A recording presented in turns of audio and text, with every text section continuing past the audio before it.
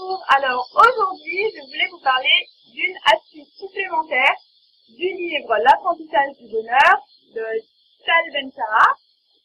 Donc cette astuce, c'est la gratitude, c'est être reconnaissant.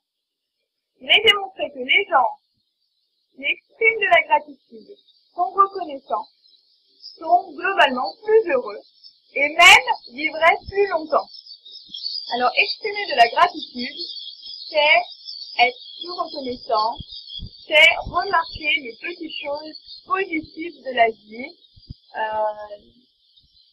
c'est noter tout ça, toutes ces bonnes choses qui nous entourent. Alors, être reconnaissant permettrait non seulement d'être plus heureux, mais de vivre plus longtemps. Alors, je vais vous expliquer juste après comment on a pu mesurer l'espérance de vie des gens qui expriment de la gratitude et comment on a pu comparer. Donc c'est très intéressant. Mais d'abord, pour revenir à la gratitude et l'expliquer de manière simple, j'aimerais vous parler d'une des étudiantes de Tal Ben-Shahar. Il s'agit de Florence Servan-Schreiber qui étudie la psychologie positive et a voulu étudier auprès des plus grands. Elle s'est donc rendue aux États-Unis pour suivre les cours de ce grand coach en psychologie positive. Et donc, bon, elle a suivi ses cours et quand elle est rentrée chez elle, elle a voulu expliquer ça à ses enfants, à son mari, ses enfants, comme quoi exprimer de la gratitude pouvait rendre plus heureux et vivre plus longtemps. Donc, pour expliquer en termes simples, qu'est-ce qu'elle leur a dit? Elle leur a dit, j'ai lu une étude comme quoi si on exprime 3 tips par jour, on vivrait plus longtemps.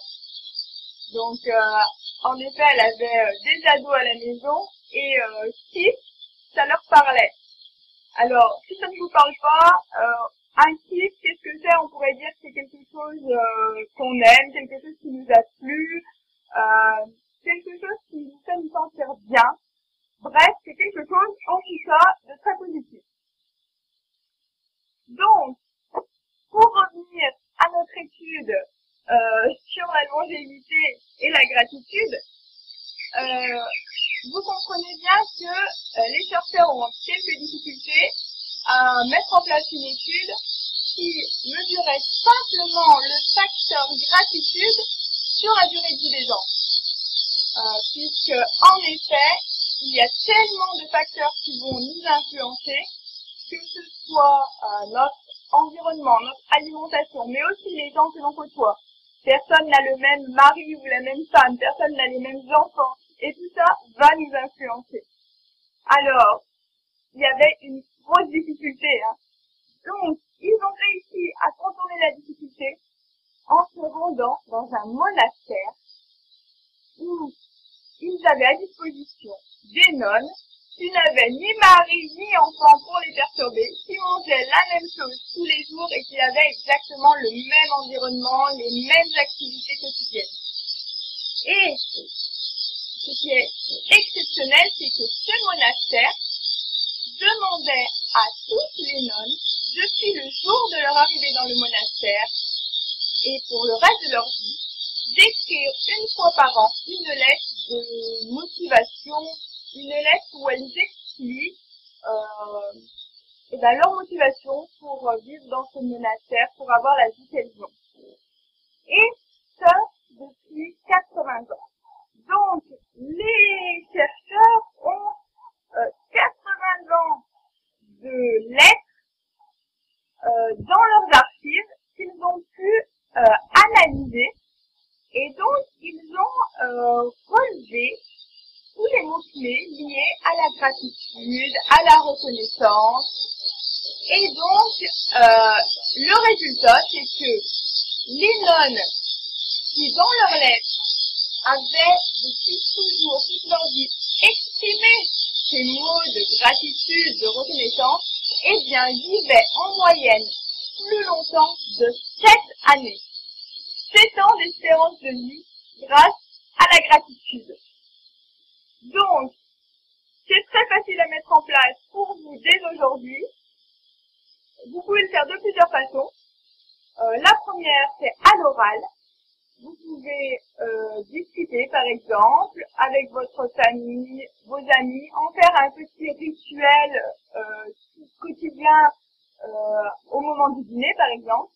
Et vous allez vous dire, alors aujourd'hui, je suis reconnaissant pour 3 choses qui m'est arrivées dans la journée. Ça peut être des petites choses insignifiantes en venant dans ce parc. J'ai vu un papillon de toutes les couleurs, il était magnifique.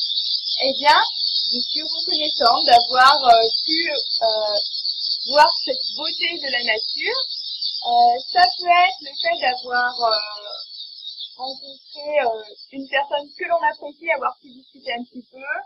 Ça peut être plein de choses, ça peut être des petites choses, ça peut être des plus grandes choses. C'est des choses pour lesquelles on est reconnaissant, des choses positives de la vie.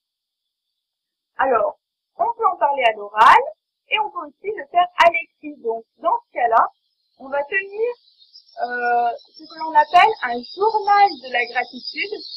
Donc, notre journal de la gratitude, on va écrire nos 3 tips du jour. On va écrire aujourd'hui, je suis reconnaissant pour ça et ça. On va l'écrire sur notre journal. Le soir, par exemple, on pourra aussi en faire un petit rituel du bonheur, écrire le journal de la gratitude. Voilà, je vous invite à commencer dès aujourd'hui et puis de me faire part de vos expériences dans les commentaires. À